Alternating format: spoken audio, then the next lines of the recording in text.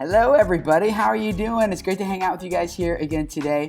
We are going to have a great live stream, and if you're looking at me wondering like, where are you, Tim? I am actually in Los Angeles at Daryl E's Vid Summit. I just got here like a little bit ago, and we're gonna live stream this on hotel Wi-Fi. That's how awesome this is going to be. I don't know. So I found a little room, I ducked into it, I put a sign on the door that said, shh, live stream in progress, and we're going to see how this goes. So this is going to be awesome. It's going to be fun hanging out with you guys here. We are going to talk with you guys about sponsorships and brand deals and what that looks like and how you guys can best land them, as well as how you guys can go about like interacting with those brands, those sponsors. How do you get those deals? What does that whole process look like? Derek is in the hot seat tonight, and he's going to be asking questions related to that, and the rest of us here are going to do our best to jump in and help him out and talk about that. If this is your first time here, welcome. This live stream is all about helping you guys as creators know how to grow your channel, and tonight, the money side and the business side of your channel. So all throughout here, we're going to be doing our best to answer your questions that you guys have related to this topic. So there's a really nice lady in the chat. Her name is Heidi. Her channel is Scandinavian Today. So if you see her in there, just say hi to her. Say hi, Heidi. And she will be taking a lot of your questions and feeding them to me and the other people here, the other full-time YouTube creators here. And we will do our best to answer as many of them as we can related to brand deals and sponsorships and things like that in this show. So it's going to be awesome. If you want to get other past shows, we got audio. This gets turned into a podcast. You can find links to all that in the description below this video. You can find links to all the other creators' channels in the description here. We're all full-time YouTube creators, just helping each other understand how do we grow our audiences in the business around this. And so we want to do that publicly with you guys so that you can learn how to do that on your channel as well as you're growing, and how you can best position your channel as you're growing it and building it in the future. So this is going to be awesome. We're going to have a great time here, guys, hanging out and talking about this. Before we jump in and we see the panels, we start talking with Derek about this. First, I want to give a huge thank you to this week's sponsor, which is Famebit, which if you've heard me talk about Famebit before in the past is like a perfect correlation to this topic. Let me take you to my desktop and show you what they do as far as helping you guys out with brand deals. Hopefully this works.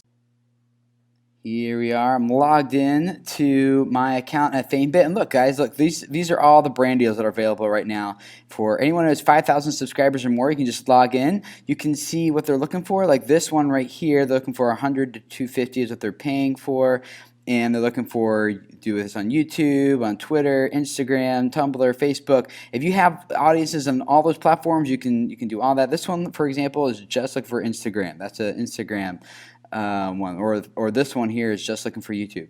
So let's say I'm a tech channel, so I can filter out just the tech ones. And let's say I don't do anything for less than 250, so let's do the 250 to 500 range. And I can browse here, so maybe here's one, this Bluetooth headset. Maybe that, I see that would be good for my channel. I can click on details and click on the image.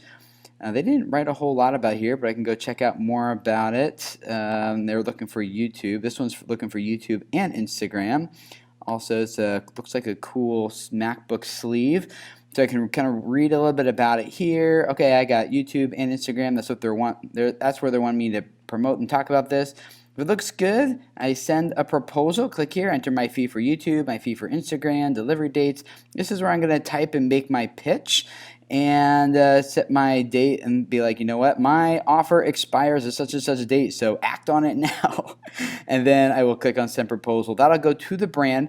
And then we'll be able to collaborate here under the messages section. That's where we'll be able to write back and forth and kind of work out the details and all of that. So super awesome. You can also look for collaborations if you're looking for other creators to work with.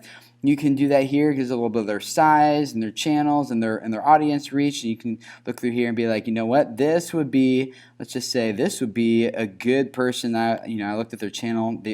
I have a good idea for collaboration. Check them out, and this is what they're doing stuff on Twitter. So send a proposal like, hey, I got a Twitter collaboration type of idea. So you can connect with lots of other creators in here, other channels, other influencers, set up collaborations, do sponsorships, all sorts of awesome stuff. So check out the link in the description below if you want to see more. You do need 5,000 YouTube subscribers or more to sign up. And then once you do, you can just come right in and start browsing all of these deals, and it will be awesome. I love this, guys. I use it. My wife and I have done several deals through here, and we're pretty sure, I'm positive, that you will love using Famebit. It's a cool, easy way to just make more money for your YouTube channel and start working with brand deals like we're going to talk about here tonight. So you guys, click the link in the description below. You can go check it out, or just go to videocreators.com/Famebit, and that'll take you directly to the page you need to be at in order to sign up, and it'll be awesome, and you guys will love it, and it's going to be a great way for you to earn money and work with brand deals. So start implementing these things that we're going to talk with you guys here about today. So you guys ready to meet the guests? As you've seen in previous weeks, but here they are, all 5 of us. Well, Antonio's not here yet. He's traveling just like I am, and so he will be showing. And sorry for those of you guys who pointed out my typo. Apparently, I invited you to a love stream, so I apologize. Oh, cool, guys. Well, it's good to see you guys again. Let's introduce ourselves briefly, just like we did do last time for new people who are new. Derek, tell us about your channel real quick. My channel is called Common Man Cocktails. We make cocktails for the common man or anybody who wants to watch it. I'm open. We do shows 5 days a week. I do everything. I do some beer reviews every now and then. We do tastings, cocktail reviews, blind tastings. And of course, we make cocktails and we do some cocktail educational stuff, all on the YouTube. Sweet. And Scott. Yeah, I'm Scott. I run a YouTube channel called Nerd Sync, where we talk about comic books and superheroes and use them as tools to teach about real world history, science, philosophy, all that stuff. And actually this month, we're doing a whole month of Batman stuff for Battober, #Battober. Cool. Sweet. Shannon. Hi, I'm Shannon. I'm the creator behind Bounce Patrol, which is a kids show. So we do original songs, nursery rhymes, and things like that for kids. And we aim to teach them something new and get them up and bouncing. Up and bouncing. My kids bounce to your show all the time. I love it. That's great. And Chad and Melissa. My name is Chad. This lovely young lady is Melissa, and we run a channel called Clean My Space, where we teach kids, adults, common men, and everybody else in between, Batman how to clean their home and just generally lead a cleaner life. And we make the videos fun and memorable, and we try to turn a really boring topic into something kind of cool. Scott, is the Batcave really dirty and messy? Nah, Alfred's there. Alfred's there cleaning it up. It's fine. I mean, with all those science experiments going on and everything, I would think that there would be some pretty significant toxic messes to clean up, no? Nah, This makes a great collab. This is a yeah, collab. you're right. You're absolutely right. Let's do it. Or get a Roomba, either way. Cool. Well, Derek, you're in the hot seat tonight, man. How can we help you? Well, you can send me money, but as an alternative to that, you can tell me how to get it better. So I've been doing the YouTube thing for 8 years. I think I had my first sponsor when I had probably maybe 1,500 subscribers. It was Tito's Vodka. I had a whole bunch of little sponsorships. They were like $30, for like 3 videos or whatever. It was cool. Like people wanted to pay me money that I could use to go to McDonald's with, and I could get sponsorship. So it wasn't a lot of money, but it was neat, and it kind of gave me an idea where I wanted to go with it. Over the years, I did a lot. I actually kind of dried up, and I started doing more freebie, like somebody want to send me a product. Like a lot of people on Amazon, they have like a lemon squeeze or something, right? And they're like, hey, I'd love for you to look at this product. I'm like, sure, whatever, right? Because my impression was I could take that product, show that product. People will be searching for that product. If it's become something people want, they'll see my review. I'll get views. Yay. Since April and since I became more full-time, I've been doing a little bit more pushback on that, saying I could do that, but you're going to need to pay me because you know what? I'm a small company. I need to make money. And the biggest thing I get pushback on is, well, we're small. We don't have a lot of budget. And I'm like, yeah, I'm small too. And I need money. So that's how it works. We're both small, so let's figure out where that works. So sometimes I get emails from ad agencies or whatever, and they're just like, hey, we'll pay you some money if you do this. I had, when I was part of Tastemade, I had a pretty good like $2,500 deal with Kellogg's to do a cinnamon toast crunch cocktail. It was 5 minutes long.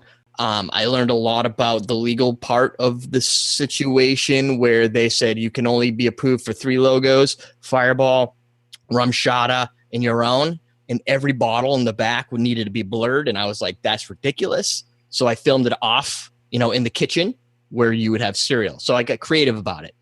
But these deals, they come in, they're just kind of like random.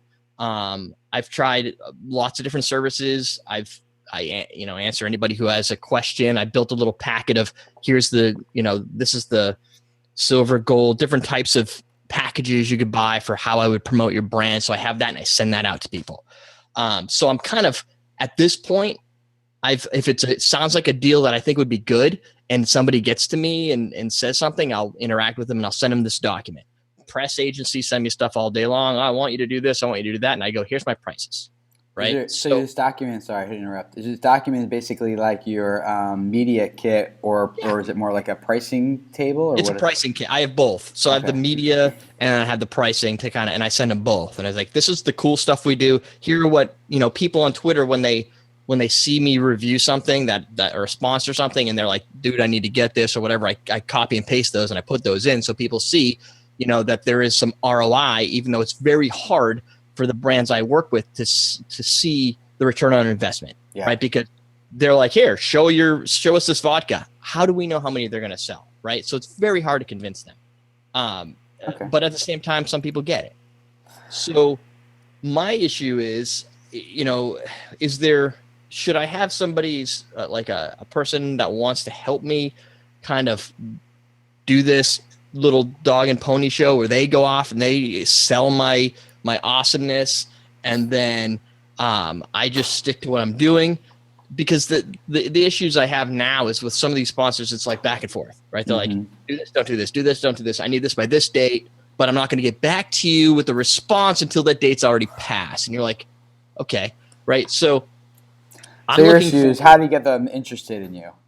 I want to know first how to, is there any tips or tricks that you have to kind of sell YouTube as a monetizable, there is return on investment, long tail, all the big keywords. And then is there anything you do from a pack? Like, do you build like a portfolio or packet? Do you have a sponsor list to show them what your prior work has been? And do you have some, should I get somebody who knows how to do this? Or do you guys use people that just kind of do this for you and you just get money at the end? Derek, can we just quickly establish the package that you're sending out? Is it the same package that gets sent out to everyone, or is it? Are there any varying levels of customization to when you present a package? And when you're giving out pricing, do you also give out an idea or a concept as far as what you're planning on doing at that point? Or are you more interested in, kind of getting the dollars and cents out of the way and then moving on to like the creative aspect of the integration? The first thing I do is I judge the seriousness of it, because I get so many people who just drag me through stuff and then they're like, oh, I don't have budget. So I can usually tell pretty quickly whether this person's just shooting in the dark and they don't even really know what they're talking about. And I'm like, here's my price list, right? Because if they want to pay it, fine. But the product doesn't really make me, I'm not ecstatic about it. It's not like, if it's a product that I look at it and go, dude, if it's Kickstarter, for instance, and they're like, I'd love for you to do this. And I'm like, that's genius, right? Now I'm very invested myself, and I might even give them a better deal because it's so cool. And I know they don't have a lot of money. If it's a small brand on Amazon, like, I want you to use our shaker, then I don't even bother with the price list. I just go, $150, something, whatever it is, and I'll make you a short little video. So I've been doing that. The thing that I've kind of started turning back to get more interest is building videos or pricing it out so that they'll get something on our channel. But a lot of these people want media on their website. Like, they want me to just sit down for 30 seconds to 3 minutes and almost basically be like the guy that presents their product for them. They can show, because they don't have media people, right? They're just like, I've got a brand. I don't know anything about video. I'd love for you to make me a video too. You know, so I'm kind of playing that I can raise the money a little bit because now I'm really doing almost a contract job as opposed to sponsorship. Yeah. So does that answer your question, Chad? Yeah. Okay. So what feedback do you guys have for Derek as far as how he starts reaching out? Let's start there. Start at the beginning of the process. Actually, the beginning of the process is probably the media deck. Is that where you guys would start? I guess that's where I started, but is that where you started, or do you guys make a different media deck for each person you reach out, each company you reach out to?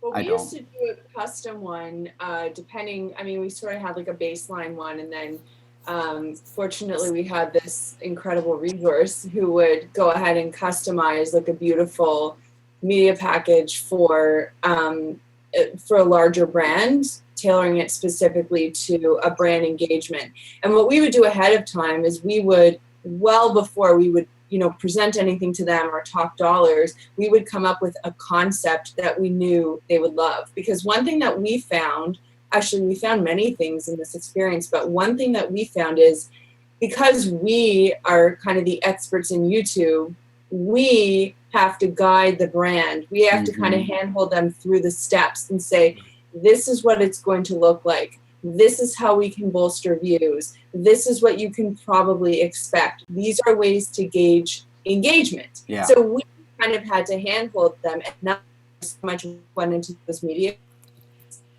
And again, it can be a hard sell at times, but we found the extra work was worth it. And actually, Chad's going through and revamping ours as we speak. That's what he's working on today. So we used to send out some that were like 20 to 30 pages, and they'd be incredibly detailed and show past integrations with past brands and showing the successes and the whatnot. And we found the brand is confident when you are confident with what resonates best with your audience. They always want to come and say, okay, here's the product, and here's how you're supposed to talk about the product. But as we've shown confidence in our ability to know what resonates best with the audience, what's going to get the most amount of likes, the most amount of engagement, what's going to get people talking and sharing the video and treating it like an actual piece of content was something that was always left up to us. And this was even from the largest brands that we've worked with. And even though they've worked with YouTubers in the past, we found they really respect that you understand your audience so much. And therefore, in the piece that you give them, the proposal that you give them, you not only demonstrate that through the words that you say, but actually with like concrete examples of like, go check out this video and check out the amount of likes and the amount of integration that we got. Look at what people are actually saying in the comments about your product, because that seems to be the secret sauce. Getting 1 million views on a video, well, we could just go to PewDiePie and get him to talk about a product. But having people engage with it and be like, wow, that's a really cool product. I like the way that da-da-da-da. I would consider changing to da-da-da-da. That's kind of the stuff that they're really looking for. So coming out of the gate with as much information as possible,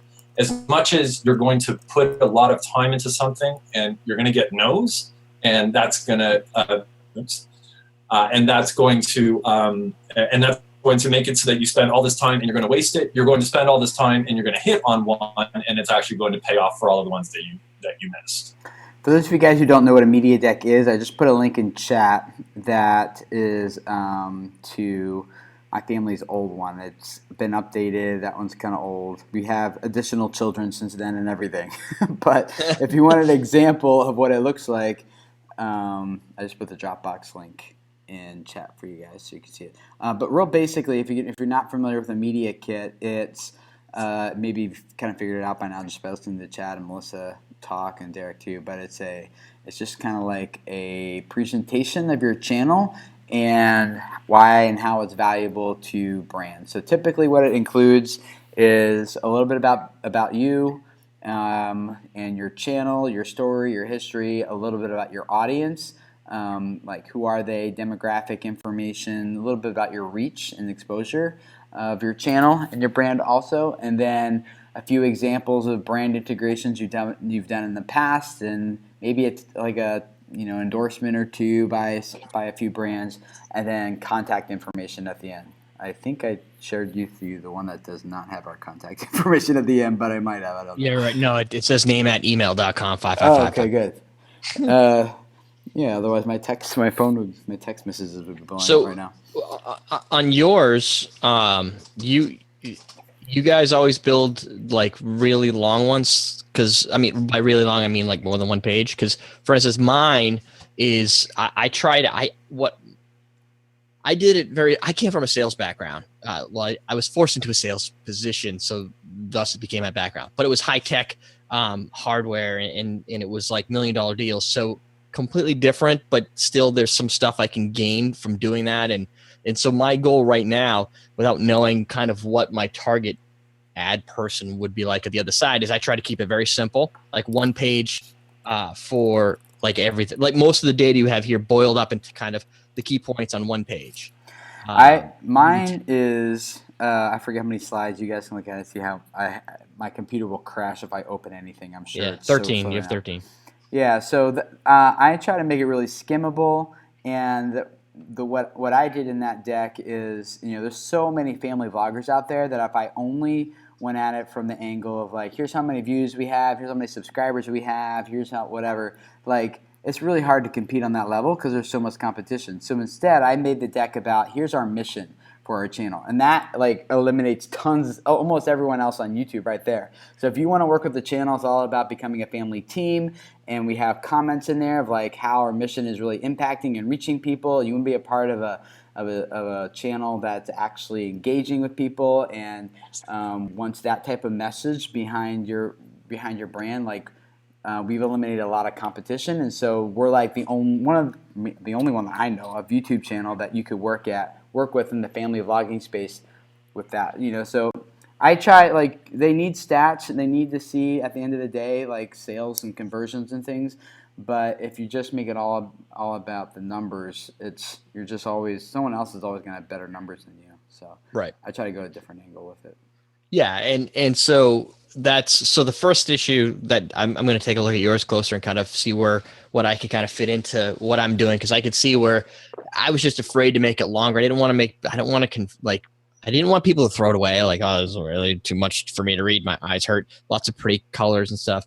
But I could probably build it out deeper, especially with some of the latest integrations. The biggest issue I have with my media kit is that I swear it falls out of date so fast, and I've got to go back through it, right? The only thing that ever stays the same is my demographic. So I'm always kind of adjusting, and when people leave comments to those sponsored videos, I'm going through and I'm making adjustments and keeping those comments so I can put them into my kit. And so far, I mean, and then I have my pricing line card, which is just like, this is what I could do for these prices. I don't show prices right up front. No, we should get into pricing here too, because a lot of people asking in chat about pricing and stuff. Okay. But I'm interested in hearing from Scott or Shannon or Chad and Melissa any other thoughts you have on the media kit. It's like if we're going to go through the step by step through the whole process, media kit being step number 1 or something like that. Any other steps on that before we jump into pricing? I would say just think of the questions that the brand wants to know and make sure you're answering those. So put yourself in the shoes of the person who's at a company going, right, I've been tasked with this thing. I'm going to engage a YouTube influencer, whatever that means, and we're going to try and get some marketing out of it. Like, what are the questions they are going to be thinking while they're going through this process, assuming that maybe they haven't done a brand integration before, or if they have or they haven't, that might be different. And then write yourself a list of what are the things they probably want to know, and have I answered all of these questions at some point in the media deck, because then that person is going to feel a little bit more sort of on the same page as you when you start the conversation. Right, makes sense. Just to amp up what Shannon was saying, I mean, so much of the time, we're so busy thinking in our own head that we don't consider who's on the other side of the negotiation. And really, it's about the person who's trying to engage you. They then have to go and present it to their boss, and they have to show ROI. So you basically need to give that person all of the ammo that they're going to need in order to pitch you as the best possible influencer for the job. So you want to give them the stats. You want to give them compelling information and reasons. You want to give them creativity. You want to show them that it's turnkey. To us, that's what our decks are all about. We show them that we are a full service, make it real easy for you. Come to us and we'll take care of whatever it is you're looking for. And then just to answer your other question, Derek, about the fact that it constantly falls out of date. Yeah, it does. And thank God for that. Like, your channel's growing. Like, yeah. that. So you have to go in, you know, I would like for us anytime that we pitch a brand, you know, if it's a smaller deal, then okay, you know, maybe we won't update it. But like pretty much every time we have a big fish coming by, Chad will open up the document, he'll go through, make the pertinent updates, resave it, date it, and send it out. Cool. We always want to showcase our absolute best numbers. Yeah. Cool. Anything else on the media deck? Let's, so you make the media deck, and we still need to talk about, I guess, about how we get in touch with these brands and reach out to them in the first place too. But since we already brought up pricing, and I want to jump into some questions here that the chat is asking. Yep. Pricing, I'll start. I say don't lead with your pricing. I've had many examples where on both my family's channel and on Video Creators where after talking a little bit, you know, I feel like I can bid kind of high, so to speak. And there's one time I just threw out a number that was several $1,000s, and they took it without blinking an eye. No negotiation, no nothing. And this is a few years ago on our family's channel. Like, we weren't even seriously growing it at that time. And they were like, yeah, that sounds good. And I was like, okay, yeah. Wow. Why didn't I double that? Yeah, you probably left money on the table. I might have, but if you just send them a rate card, and I understand like it's efficiency and stuff, but I like to kind of like if it's a brand that I feel is like credible, one we really want to work with, and one that has you know, some budget on the table and things, I like to kind of get to know them a little bit first before I just start tossing out numbers. And then the other thing that happens too is like maybe if you do have a rate card, maybe they see your standard rate, they're like, whoa, that's way too high. But if they had chance to like talk with you ahead of time about it, about your channel and your audience, and really got to see the value of it, then when you pitch the rate, then it's not like a shocker to them. So I say kind of hold those cards a little bit until you have had some conversations and can kind of feel out where they're at and what they're doing, and you know, things like that. Yeah, I mean, it's at this point, it's good practice to be able to. I mean, it happens. I've actually, because the holidays are coming and all the brands are trying to get their stuff out, and you know, everybody drinks during the holidays, right? So there's a lot of this kind of happening. So it's kind of giving me the area to practice that and kind of change it as I go. Because I mean, I've just kind of grown, and sometimes things work, and I just stick with them. Like you said, I've thrown out a number once, and I said, hey, I'll make you they wanted a recipe card. I'm like, I could get you 15 recipes. That's I don't know, $500. So like, all right, we'll take it. Like, yeah.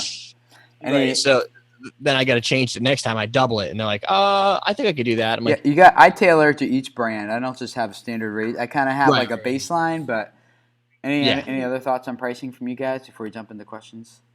We find that for larger brands, we're kind of in an industry where it's no secret who the really, really big brands are. We find that bespoke pricing for an entire engagement, you can kind of push the number fairly high. Usually they're serious if they're reaching out in the first place. Sometimes the brand comes with a number and they're like, this is what it is and what can you do for this? And then for the smaller engagements, which sometimes in those dry spells in between the large engagements, sometimes engaging as many small engagements as possible it really helps you get through. And I know you mentioned you kind of had a 3-tier approach to your proposal or to your media deck. And so we try to put the first package or the lowest package at something which doesn't involve the YouTube video, maybe something that just involves our website or whatnot. And then from there, we that way, if we have the ability to send out a deck which would appeal to someone who even has a low budget. So we never like to say no if we can find a way to work with a brand, even if they don't have a large budget. We'll always find a way to work with them. But yeah, I mean, to go back to Tim's point, we don't kiss on the first date. Like, we take the time to get to know the brand. We want them to get to know us. And we wait as long as humanly possible to send a number out. And we do everything we possibly can. And this is just negotiation 101, to get the other party to say the number first. Why didn't I go into law? But but that's what we try to do. We try to get them to say a number, because then the other thing you don't want is to have that crazy like sticker shock reaction from the brand. You want them to feel like you're really into working with them and collaborating with them. And then if you do get that sticker shock reaction, you can always say to them, well, that's what we charge. What can you do? And let's see how we can tailor something, kind of like what Chad was saying. And we've never had a brand just be like, oh, that's far too much, and now off we go. Right. They'll always come back. So that fear of being like, oh, am I asking for too much? The worst that could possibly happen is they could be like, wow, they're incredibly brave.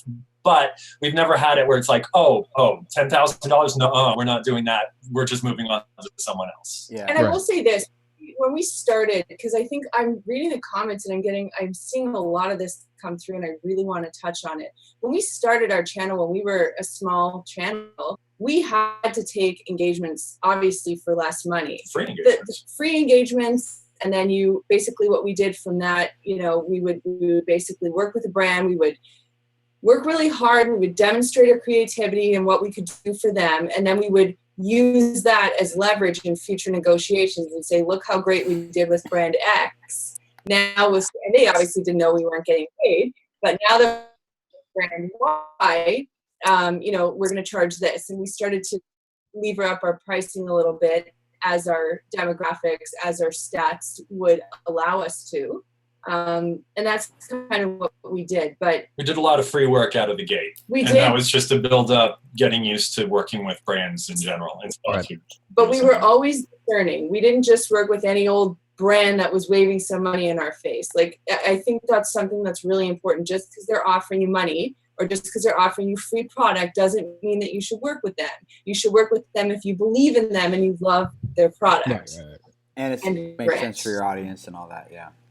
Yeah, I kind of have a question to go off of that, which is if you, it's something that I'm kind of working with right now. If there's a company that you want to work with and that you believe in, but they're too small and they don't have enough budget to like give you what you think you deserve, do you kind of cut them a deal right there, or do you just kind of work? 100% of the time, I cut them a deal. I've had that happen so many times, and I almost to the point of doing it for free because I don't know why. I just like, maybe it's because that's where I am, right? I like to see these small brands that are struggling have some level. I have got a brand that just came out, a gin brand that is somebody I literally worked with as an engineer 16 years ago. Just became a CEO. He decided he's going to make a gin brand.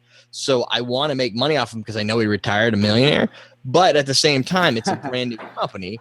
And so I've went out with lunch. We've done all that. And, I want to basically almost give him the first thing for free, like do a tasting or whatever to see how much traffic, because he wants to see what he could generate on his website, right? And then once they see that, then they get more into, wait, this stuff works, right? And then I think he's a little bit more open for his wallet, even if it's a little bit. But I'll take it, $5. I don't care, just to be able to get a brand like that that's new to help him out. We will. And when you're starting out, oh, sorry. No, go ahead, Shannon.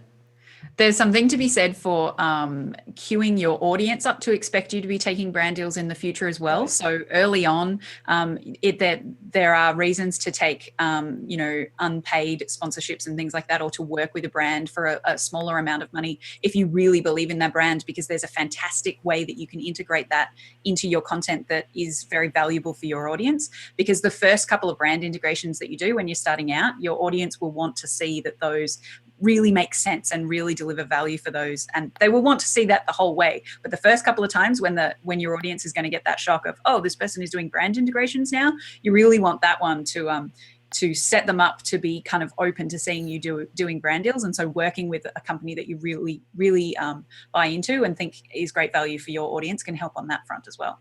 Yeah. The Junking Data Girl is asking, how do you approach a company and what do you include in the email, assuming it's an email? However you reach out, how do you guys reach out, and what do you say when you make that initial contact, assuming that you're reaching out to them and they're not reaching out to you? I don't, when I reach out to a company that I want to do a sponsorship with, I don't reach out and say, I want to do a sponsorship with you. What I usually say is, can I check out your product? And you send me the product. I'd love to take a look at it, because first problem is the last thing I want to do is reach out to somebody. I think they have a cool product and it turns out to be crap. And I've already kind of made this negotiation, right? And then I cannot possibly damage my brand by showing a product or talking about a product in a good light that I got money for that's crap. People are going to go out, buy it and go, this guy's crap. Everything he does now is crap. And everything he did in the past is crap, bad. So I usually reach out, ask to talk about, let me see the product. Let me play with it at home. If it's a bar thing, I'll use it while I'm making cocktails at parties. And then I'll talk about the product, give them some feedback, and kind of build a negotiation before I ever even talk about that. We've had a brand that we've worked with for like 5 years, or at least a brand that we featured in our videos for like 5 years. And then it got to the point where we wanted to reach out to that brand and be like, hey, look, for 5 years, we've been talking about your product. And we ended up putting ourselves in a position, because we were doing it anyways, that they really had no reason to kind of engage us, because we were going to use it anyways. But because we actually do truly love this brand so much, we continue to use the brand and this brand's product in our videos. We don't get paid for it. And it's not like we've turned down any other deals from, competition products or whatnot. But yeah, sometimes you are left with, even when you do reach out or you try to be proactive and be like, hey, it's perfect. And look, I've already used it and everybody's talking in the comments about this product. They still might not be interested. And now I did want to talk about that quickly. Because if you notice you're not getting a lot of opportunities with sponsored work, it might be because you're talking about too many brands and giving them free press. So you just if getting branded deals is important to your growth strategy and your business model, you want to be considerate of that. And I mean, we've managed to find a balance, and it's difficult, but we do it.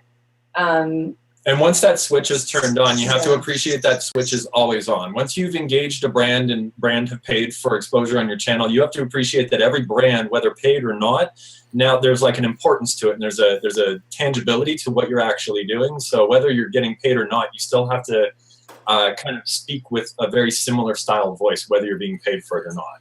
And you have to be mindful of what brands you're including. I would say reach out however you can, where it's like, whether that's via email. Some people suggest going on LinkedIn and looking for like the marketing director or the marketing digital marketing manager or something like that, reaching out to them through LinkedIn.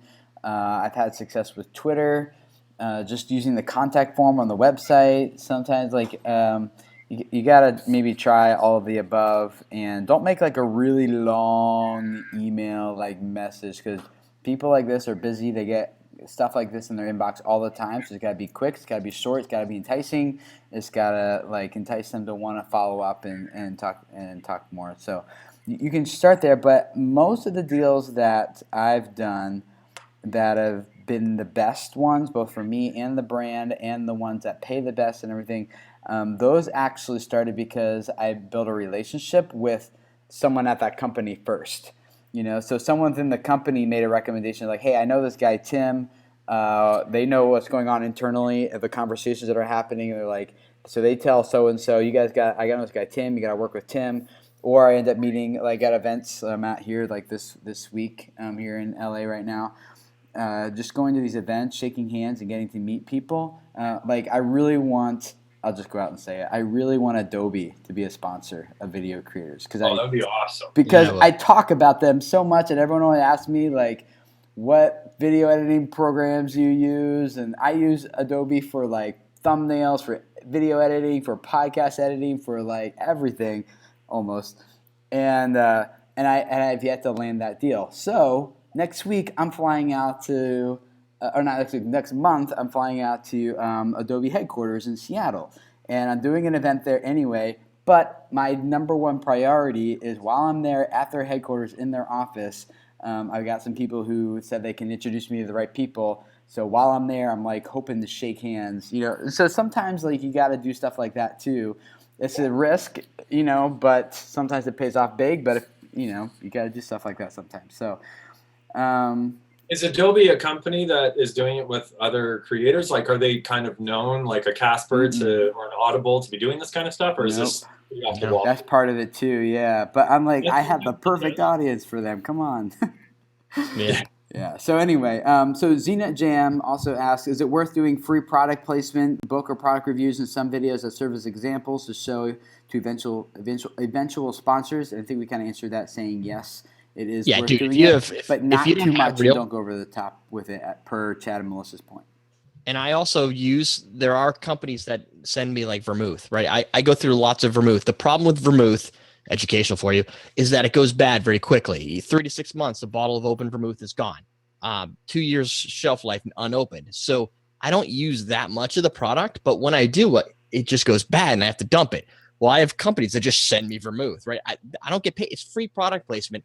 And I've met with them. We're cool. Maybe someday I'll pitch them for money, but they just keep sending me the stuff I need. So it's like making money because I'm saving myself over $100 without shipping even included to get this stuff. So I look at free product placement as still making money because I didn't buy it. I can create content with it, or I can use it as a tool.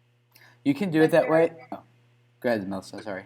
Oh, I was going to say there has to be a point in your business model where you say, I'm going to put that in a shot glass and I'm going to hold it up in the video and say, and here is an ounce of vermouth. And I don't make cocktails. And I'm going to add that to my drink. Probably a gross one. And away you go. And the reason you do that is because at some point you have to say, I'm not going to give you free product placement anymore, dudes. Like, thanks for sending me all your free stuff. I can easily go to the liquor store, pick it up myself.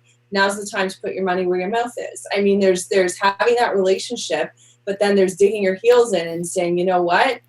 I got to make money here too.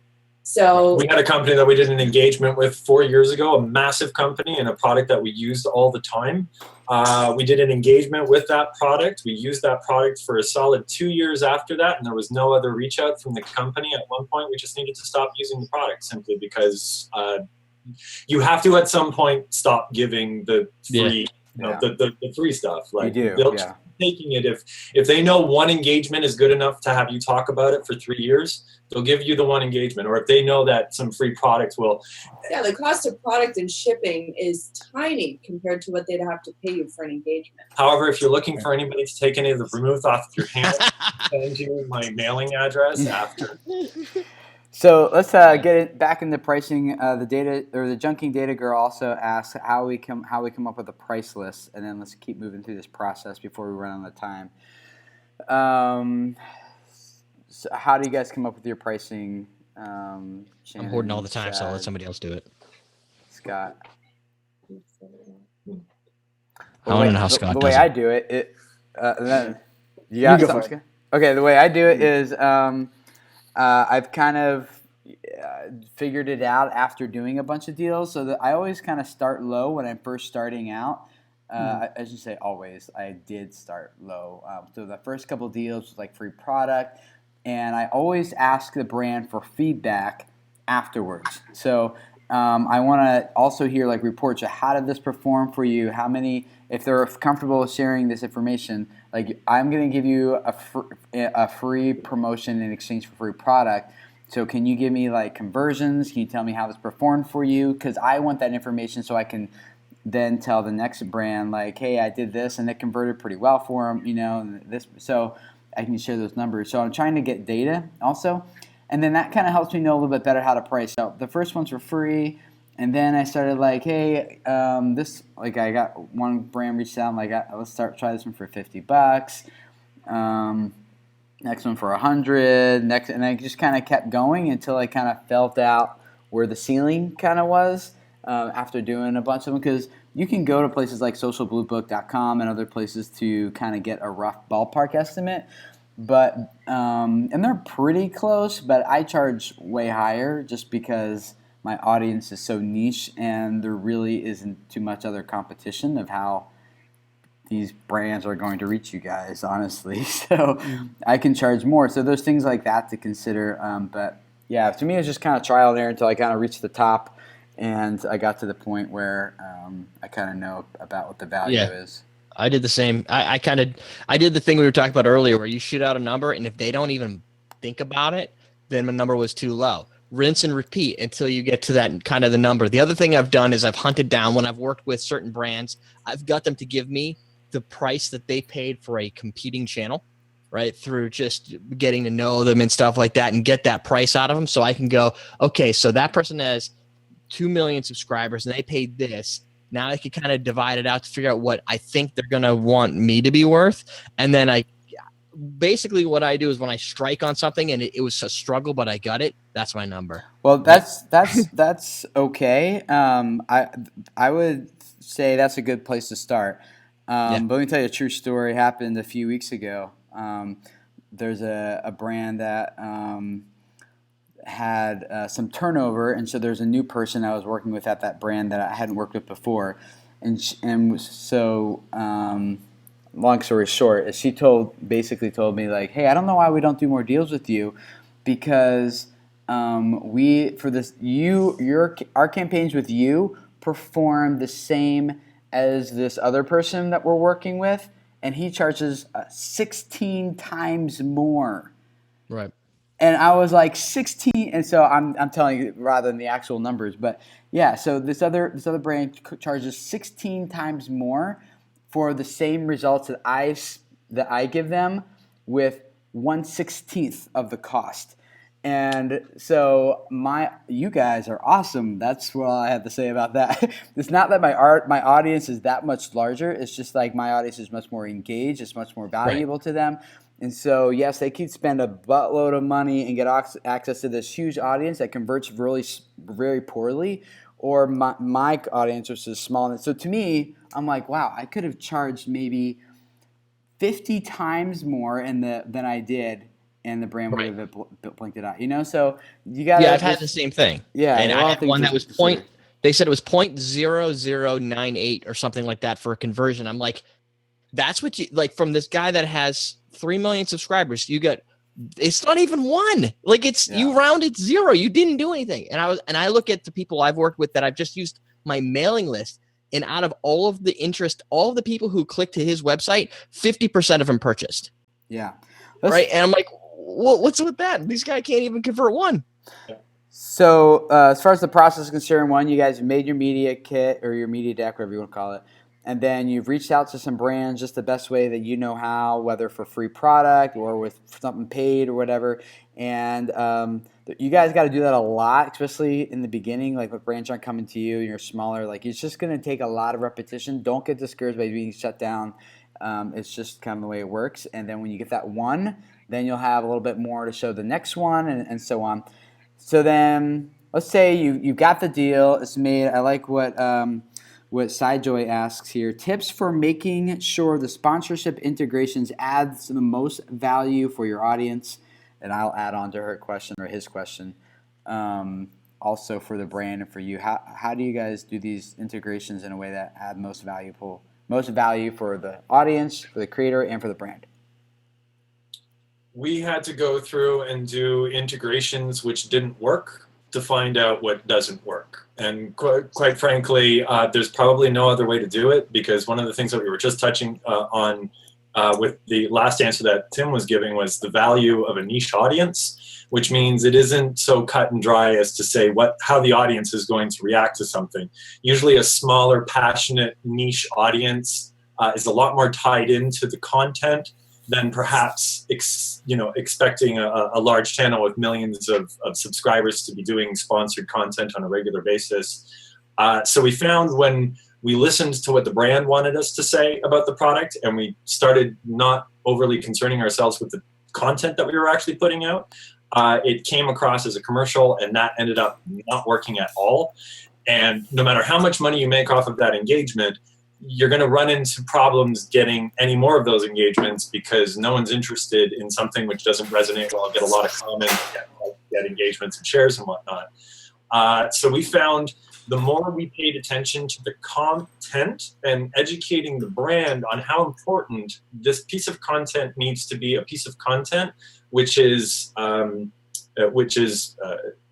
it doesn't matter about what the brand pitch is. It matters what the piece of content that they take away. And if the only piece of content that they take away is that this product is really good to use, then it's a commercial. If they pull away 5 great tips for how to organize their room, and one of them happened to be a product or something that is the integration, they love it, because then they end up getting. So we found trying to walk that balance between making a commercial, like a traditional television commercial, and then making the content which they came to us to begin with. They don't want Melissa to be, well, they would ideally love Melissa to be a 30-second commercial person for them, but you don't give them that, because none of the audience wants to see that. Yeah. So I think you have to find out by doing it wrong a few times to figure out what actually works.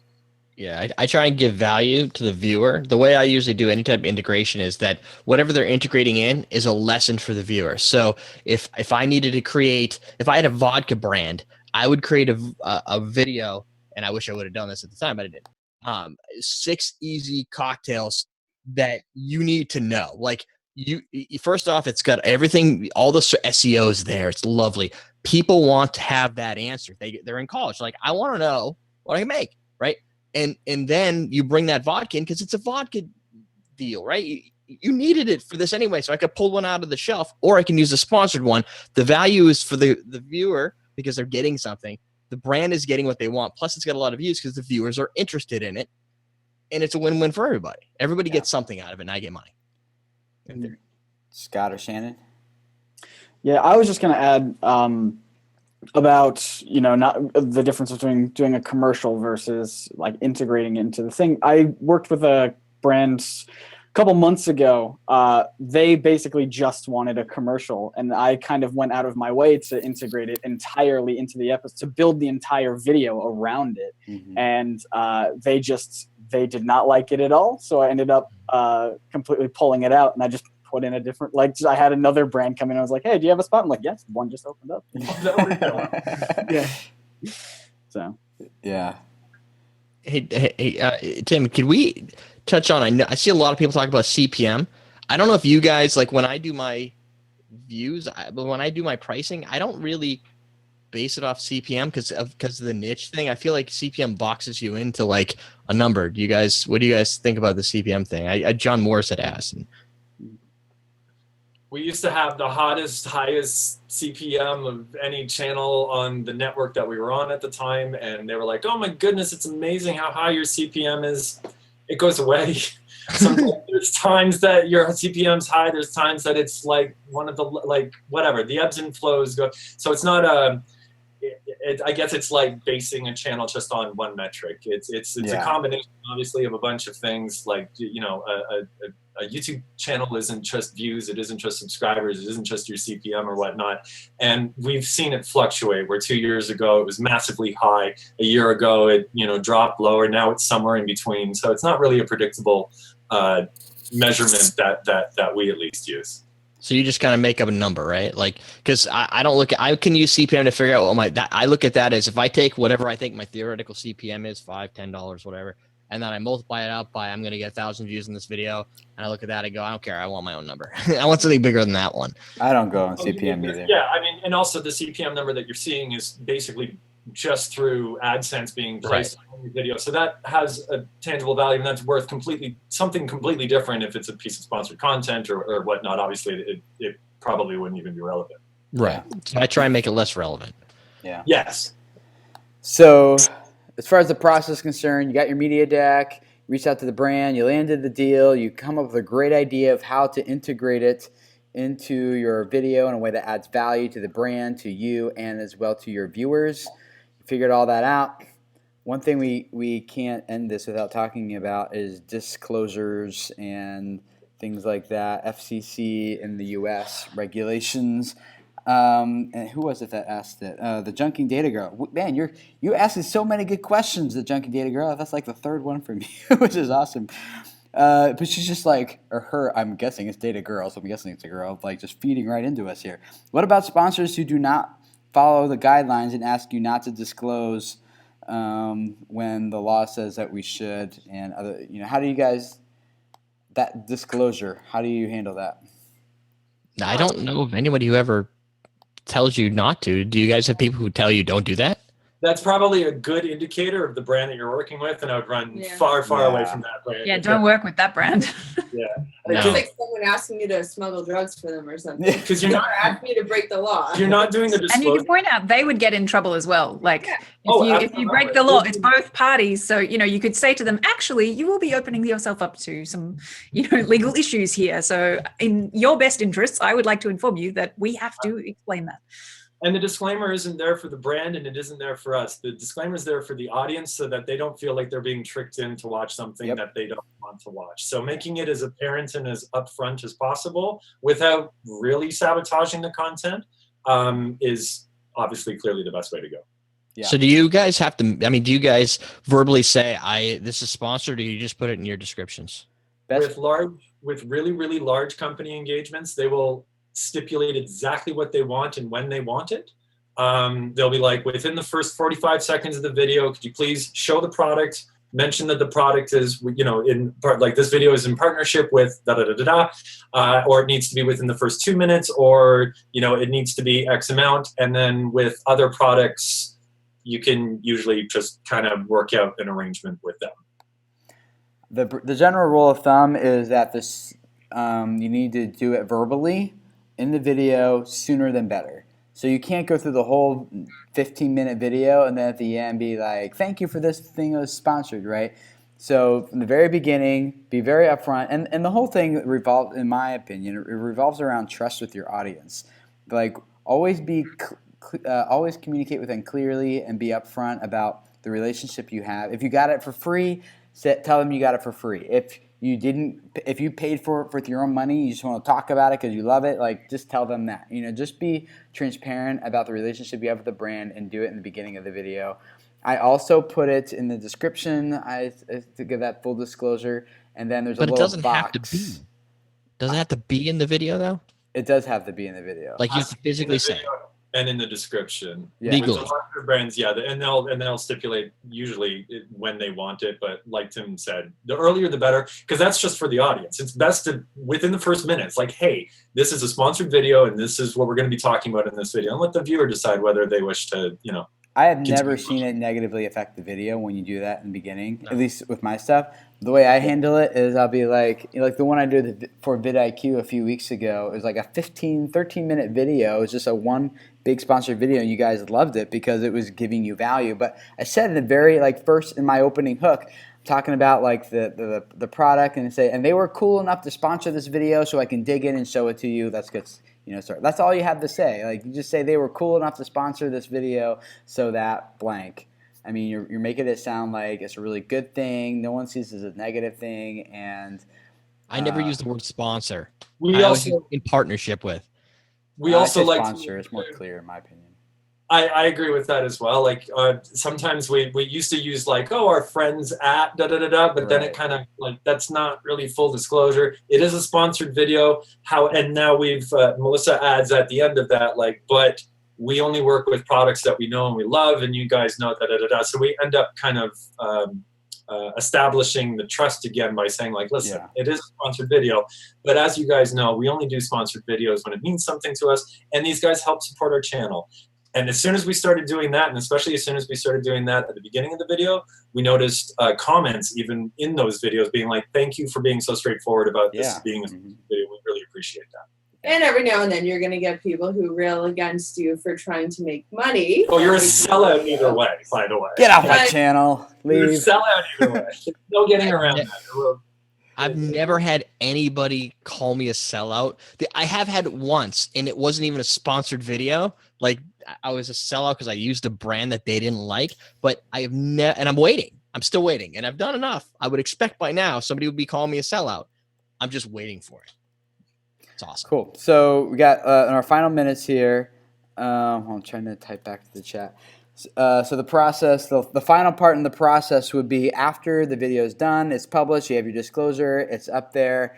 What do you guys do as far as follow up with the brand after the campaign has been published and it's on your site?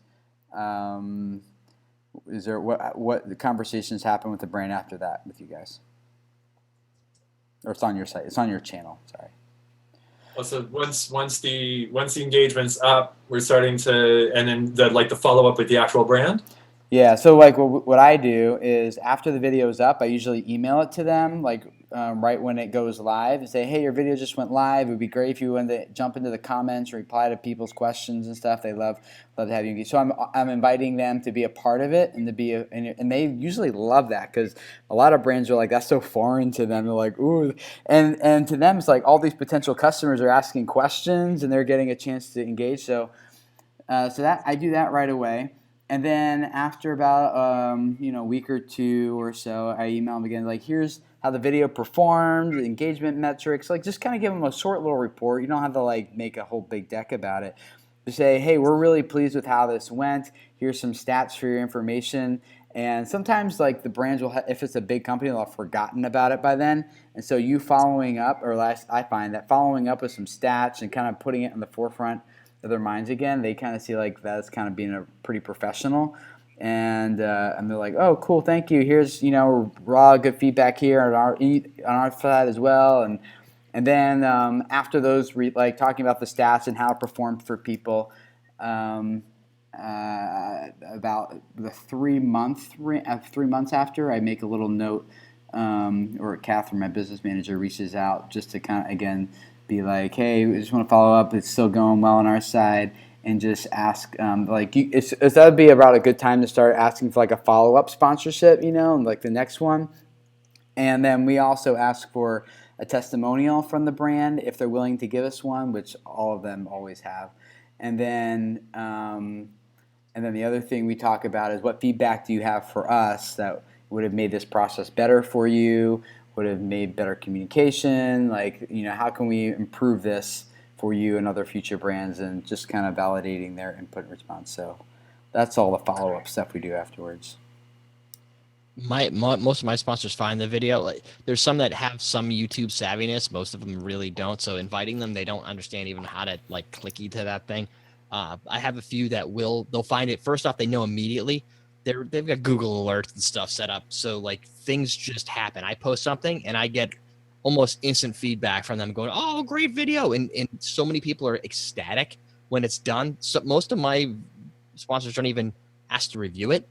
They're just like, yeah, go, whatever. I know you know what you're doing. Just make it like all the rest of your stuff. And they're ecstatic. And I'm like, oh, this is awesome. It's like a win. I don't even have to do anything. I'm done. It's awesome. So now you just got to get the money part. Yeah. Anything else you guys do to follow up with the brand afterwards? Cherry picking a few good comments usually works as well. Yeah. Like find a few like really positive, like the stuff that they want to hear where they mention the brand in the comments and stuff like that. Cherry pick a few of those, take some screenshots, put it in a document and send it up with like maybe the week after that Tim was talking about, follow up with them, be like, hey, getting some amazing results. Here's a few of the comments. Here's the like-dislike ratio, which is really good for a sponsored video. As you can see, we're getting some da-da-da-da. And that was a great point that Tim brought up about encouraging them to go and like, hey, there's a bunch of people that are asking questions, and I'm sure you could, you guys could find someone to go through and answer some of these questions. Cool. Anything else from you guys? I have one thing, and I brought it up with Heidi actually a couple of days ago. Is I don't know how you guys. This is how I originally started. I know people are asking in the chat, like, how do you find these people? What I do is I used a website, I think it's called Cision, which is like a PR database. Like there's a couple of PR databases where you basically, you give them your email address for free and you tell them I'm in the category of foods, wine, and alcohol and whatever. And then you put in all your information and they sell that to press release companies and other brands. And then they all just fire emails to me and I just go, that's awesome. Can I try your product? And I just repeat that over and over and I get small deals that way, or just free product in general. And I don't know if any of you guys have ever done that, but I found out because I had a Kahlua brand send me a press release to one of my old I was a game editor, and they sent it to my blog. And I'm like, I have a cocktail channel, but you sent it here. How did you do that? And they're like, oh, I bought it from a PR database. So I contacted that database. I was like, can you update my records to send all alcohol to here? And since then, most of the people that are finding me and where I got most of them, like 80% of my backstock, is just through those databases, people sending me press releases and going, give me product, and they do. Yeah. What's the database called? Cision, I think. Cision database. SCISION? CISION. It's actually, they're apparently buying an ad on Google. So that's a good heads up right there. And so I just went into that database, and they probably already have your information. It's probably been sold to them at some point, but it might not be up to date. Or if you don't get any press releases, maybe you're not in there. And I just said update. There's an update option to say, here's my information, put it into the system. And within like a week, people are just blasting an email that's all defined around your area, the things that you do. Interesting. Which is cool. Very cool. Thanks. Sweet. Well, I hope you guys have found this helpful. And it's good to hang out with all you guys again here today, or tonight in my case. And looking forward to hanging out with you guys again next week. Again, you can download the podcast episode of this, where you can listen to the audio version, and we publish those every single week. And really looking forward to hanging out with you guys again next week. I'm quickly looking up to see who is in the hot seat next week. And it is, hold on, my calendar's going slow. My computer's about to die, as I told you guys in the beginning. Antonio's in the hot seat, and we were talking about, it's going. Analytics every YouTube creator should watch closely. So if you guys want to know how to improve and grow your channel based on your YouTube analytics, we're going to be hitting up some of the top ones that we think that we watch personally, and then the decisions and choices we make about our content and our channel based on what that data shows us. So Google gives you tons of information, and we're going to teach you guys the ones that we look at and show you how to grow and improve your channel based on the information that Google provides for you there. So looking forward to hanging out with you guys again then. Thanks for hanging out here.